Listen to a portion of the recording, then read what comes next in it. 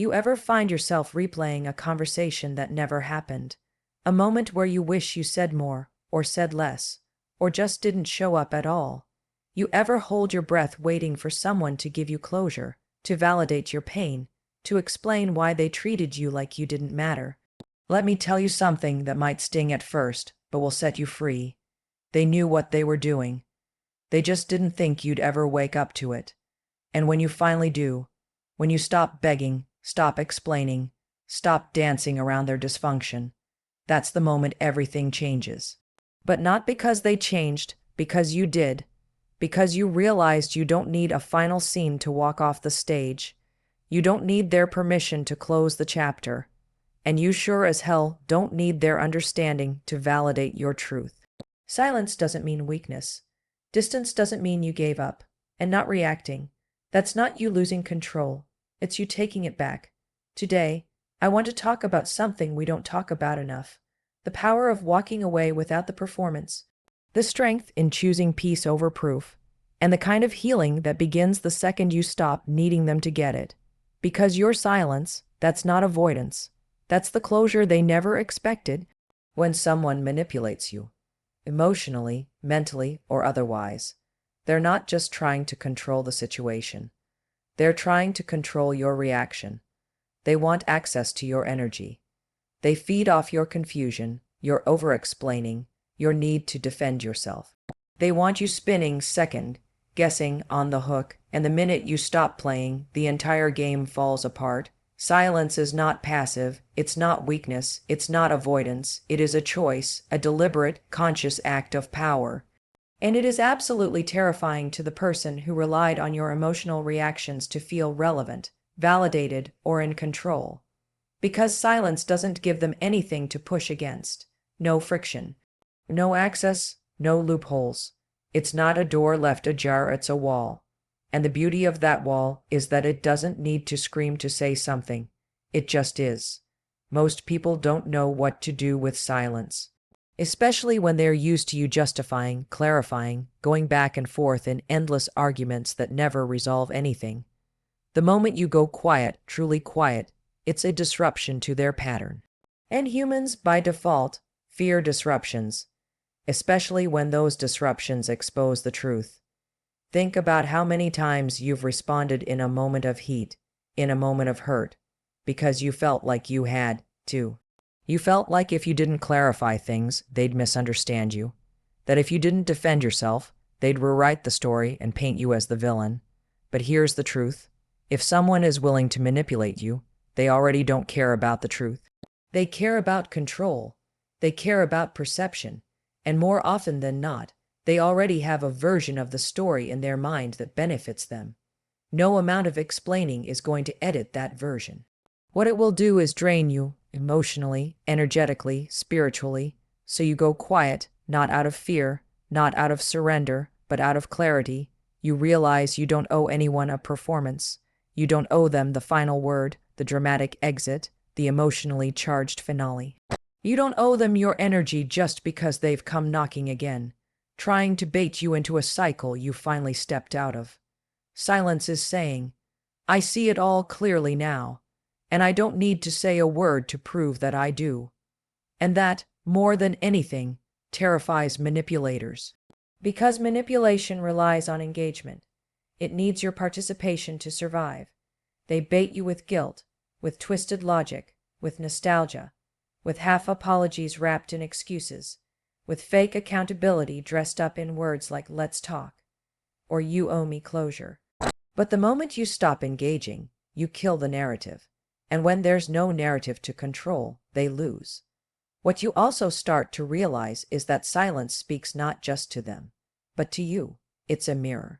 It shows you where you used to need validation, where you used to fill silence with self-doubt, where you used to confuse attention with respect. Now you sit in that silence, and you see it for what it is: peace, healing, the sound of your boundaries reinforcing themselves. There's also something incredibly dignified about silence, because it doesn't mean you didn't feel hurt.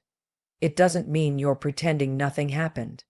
It means you've learned not to waste your energy trying to prove what you already know is true.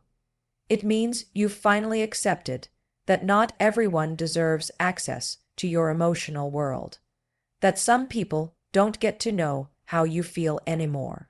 Not because you're cold, but because they've lost the privilege. Manipulators expect a scene. They expect a breakdown, an outburst, a long message at 2 a.m., because that's what they've trained you for. When you break the pattern with silence, it confuses them. They start circling, trying to figure out what went wrong, what shifted, why they can't pull the same strings they used to, and that is the closure they never saw coming.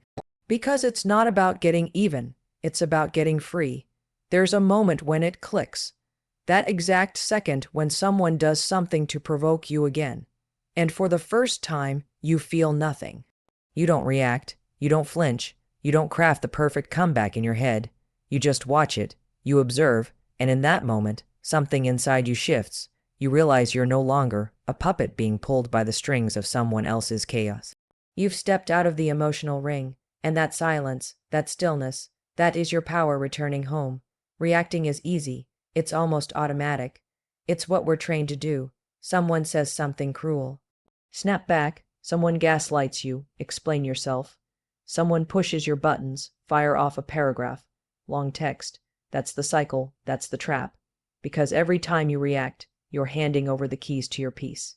You're saying, here, you get to decide how I feel right now.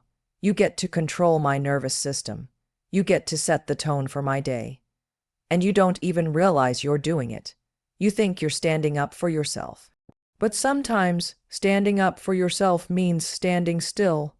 Not reacting is not about being passive. It's not about becoming numb. It's about choosing where your energy goes. It's about pausing before you hand someone your attention like it's spare change.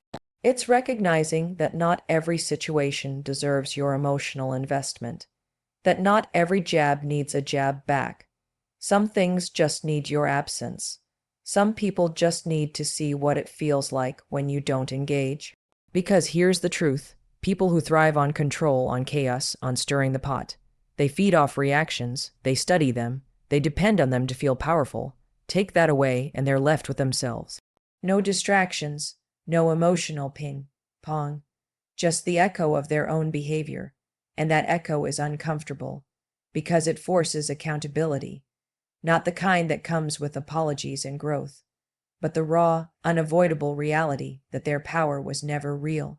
It was borrowed from your reactions, borrowed from your attention, borrowed from your emotional labor. And when you stop providing that, the illusion collapses. There's also a mental clarity that comes with not reacting. You get to hear your own thoughts again. You're no longer clouded by rage or shame or the urge to prove a point. You start to realize how many of your responses weren't even about the moment. They were about old wounds, about patterns, about trying to be heard by someone who never actually listened. When you step back and choose stillness, you start healing on levels you didn't even know were bruised. Because you're no longer in defense mode. You're in awareness mode, and awareness is the first step toward breaking any cycle. Not reacting also puts the power dynamic back in your hands. It's a boundary, plain and simple, one they can't cross because you're not standing at the door anymore. You're behind the wall, watching, choosing, protecting your energy. And the thing about boundaries is this: they are not always loud. Sometimes they look like silence. Sometimes they look like no reply. Sometimes they look like walking away in the middle of someone else's performance, because you've seen the show before and you already know how it ends. This isn't about ego, it's about evolution. You've learned that maturity isn't saying, "Watch how I destroy them with words." Maturity is saying, "Watch how I remove myself from the chaos entirely." And that choice, that restraint, that peace, it speaks louder than any argument ever could. It says, I know who I am. I know what I'm worth, and I know when something is beneath my time, my energy, my spirit. So the next time you feel that surge, the impulse to respond, to fight back, to defend what doesn't need defending, pause. Feel that pause in your body.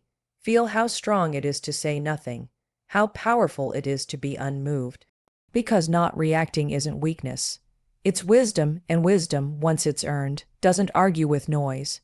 It just gets quieter, stronger, more grounded. More free people love a show. They expect the breakdown, the crying, the yelling, the backhand, fourth texts that turn into essays, the fiery goodbye that sounds like the end but never is. They expect the drama because that's what they're used to. It's how they measure their impact. If they can get you to explode, they feel relevant. If they can get you to lose it, they feel powerful. That's the twisted equation some people operate by. Your chaos equals their validation, but what they don't expect, what they never see coming, is discipline. Self-control, a calm boundary spoken once and never repeated. A decision made in silence, followed by action, not explanation. That's what disrupts the game, because drama is familiar. It's noisy and predictable. Discipline, though, that's unfamiliar territory. It's unsettling to people who feed on emotional reaction, because it means you've changed the terms of the relationship without needing permission. Discipline is quiet. It doesn't ask for applause. It doesn't chase closure. It doesn't need to be seen to be real. It's you saying, I don't operate in dysfunction anymore. Not because you don't care, but because you care more. About your peace, your progress, your energy. Discipline is walking away when you used to beg. Not replying when you used to over-explain. Holding a boundary without feeling guilty about it. That kind of change, that's uncomfortable. For them. But its power for you people are conditioned to test you. They don't always do it consciously, but they do it. They'll say something they know used to trigger you, just to see if it still does. They'll withhold affection or support to see if you'll chase it. They'll push a button to see if you still dance, and when you don't, when you just breathe, stay calm and respond, or don't respond at all, they're thrown off, because now they don't know what role to play. There's no cue, no script, no predictable pattern, just silence and stillness and boundaries they can't navigate, and that's the whole point. Discipline isn't just about them, it's about you. It's about rewiring your nervous system so that chaos no longer feels like connection, so that pain doesn't feel like love, so that attention isn't mistaken for affection.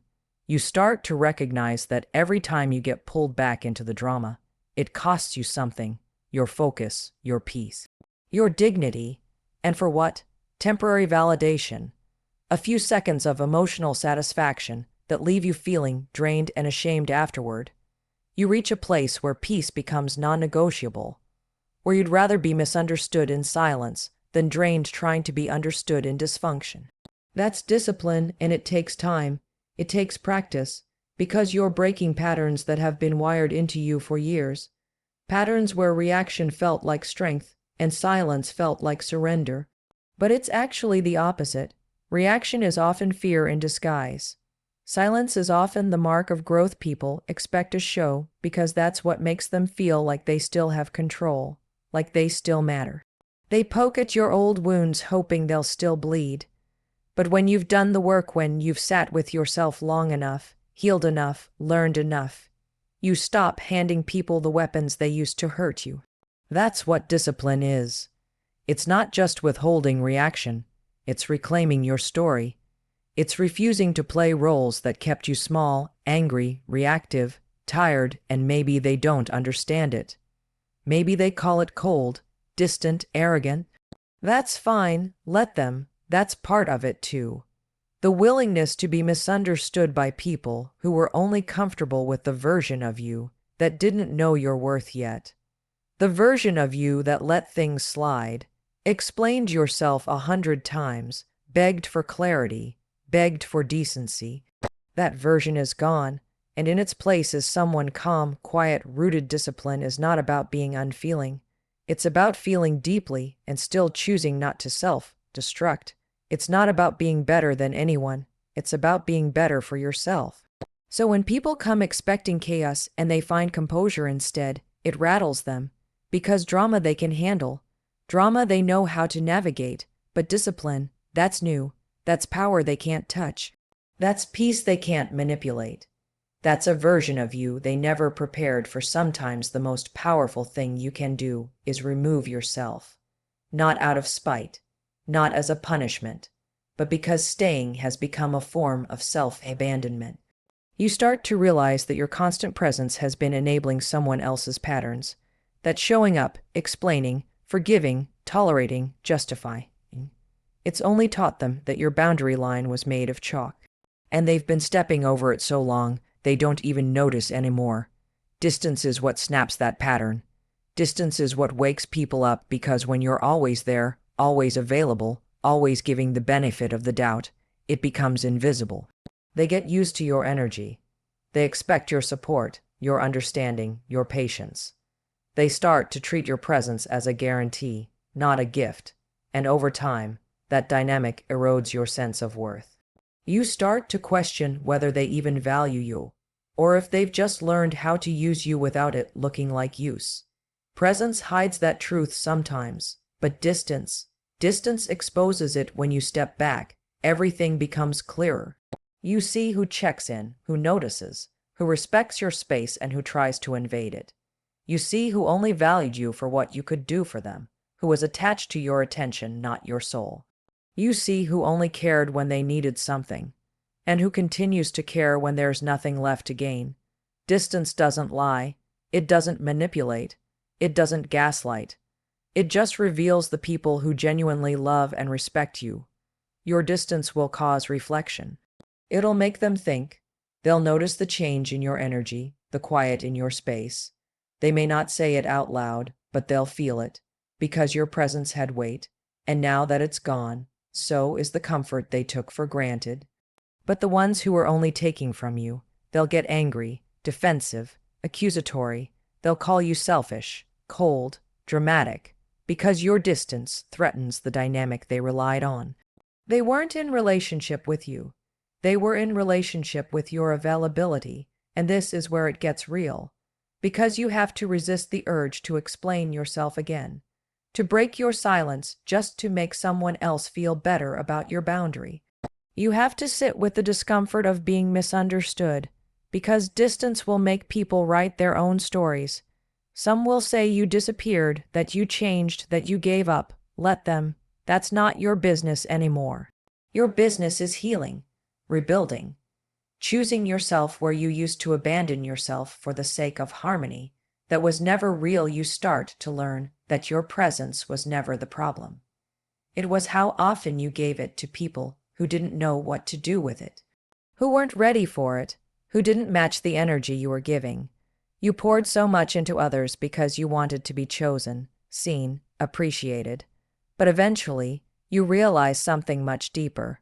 The people who truly value you won't need you to burn out just to feel you. They'll meet you, they'll show up too. They'll reciprocate. Distance becomes a filter. It clears the noise, it ends the back and forth. It shows you who is willing to come closer without crossing your boundaries, and who was only standing near you because it was easy. And in that clarity, you get your power back. You see yourself again, not as someone trying to earn love, but as someone worthy of love that doesn't require effort just to exist. You don't have to prove anything anymore. You just have to be willing to walk away from the places that required you to forget yourself to be accepted. There's a lesson in the quiet, in the space you create. It teaches the people around you how to treat you, but more than that, it teaches you how to treat yourself. You stop chasing validation. You stop over-explaining. You stop being available to people who never asked how you were, just what you could do. That shift is sacred, and it only happens when you step back far enough to see the full picture. People won't always get it. They'll call your distance avoidance. They'll call your silence cold. They'll say you changed, and they're right. You did change. You stopped tolerating the bare minimum. You stopped performing emotional labor for people who didn't care how heavy it was. You stopped showing up in places where your presence was treated like background noise. And in doing so, you taught them something your presence never could. Closure is one of the biggest lies we've been taught to chase. That if we could just get them to talk, just sit down and hear our side, just admit what they did, just explain why it happened the way it did, then maybe we could move on. Then maybe the pain would make sense. Then maybe we could finally let go. But what no one tells you is that the people who hurt you the most often don't want to give you that clarity. Because clarity costs them control. And some people would rather hold onto power than give you peace, so you wait. You wait for the message, the apology, the realization, the reckoning. You wait for the conversation where they finally say, "I see it now. I was wrong." You play it out in your mind 100 different ways, and every version ends the same, you feeling understood, you feeling seen. But here's the truth that breaks that fantasy. Closure isn't a conversation. It's a choice. It's the moment you stop giving your healing to someone else's awareness. The moment you decide that your peace does not depend on their permission. There's a reason they haven't reached out. There's a reason they ghosted, lied, cheated, manipulated, or walked away without a single ounce of accountability. And it's not because they didn't know better. It's because it served them not to. Because avoidance protected their version of the story. Because silence kept them from having to see themselves in the mirror of your hurt. People don't withhold closure because they're unaware. They do it because it gives them the upper hand, and the longer you wait for it, the more power you hand over. Closure doesn't mean everything makes sense. It doesn't mean it's fair. It doesn't mean the story ends with balance. Closure means you stop rewriting the ending, trying to make it look like justice. It means you accept that sometimes you never get the apology. Sometimes they don't come back and say you were right. Sometimes they move on like nothing happened, like you didn't matter, like the damage didn't occur, and still, you heal anyway because real closure is internal. It's when you stop hoping for a different past, when you stop negotiating your worth based on someone else's ability to recognize it. When you say, "This hurt. It changed me, but it does not define me." It's that quiet moment when you realize the chapter is closed not because they said it is, but because you did. You close it not because you got everything you needed, but because you refuse to keep bleeding for someone who isn't even holding the knife anymore. There is power in walking away without the final word. There is strength in letting silence be the end of the story, not out of defeat, but out of self-respect. Because what you're really saying is, I matter enough to not stay stuck here. You're saying, I'm not waiting at the emotional door of someone who's already shown they're not coming back with honesty. You're not closing the door in anger. You're closing it in clarity. You're choosing to heal in spite of the unfinished sentences. In spite of the questions, in spite of the fact that you may never know why. In the way you want to, and yes, it's painful. Yes, it feels unfair. Because we were taught to believe that closure has to come with dialogue, with mutual understanding, but the truth is, the people who refuse to give you closure already answered you, in their silence, in their disrespect, in their avoidance. That is your answer. You just don't like what it says. But once you accept it for what it is, you can stop waiting and start living. Closure isn't about tying everything up in a neat emotional bow. It's about realizing that some things end messy, and they stay messy. And that's okay. You don't need a clean ending to begin again. You don't need a perfectly articulated goodbye to move forward. What you need is to stop revisiting the door that already closed. Stop writing letters in your head to people who are never going to read them. Stop rehearsing conversations that will never happen the way you want them to. You decide when it's over. You decide when the story is done, not them. Not the silence, not the apology that never came. You don't heal by hearing their truth. You heal by choosing your own.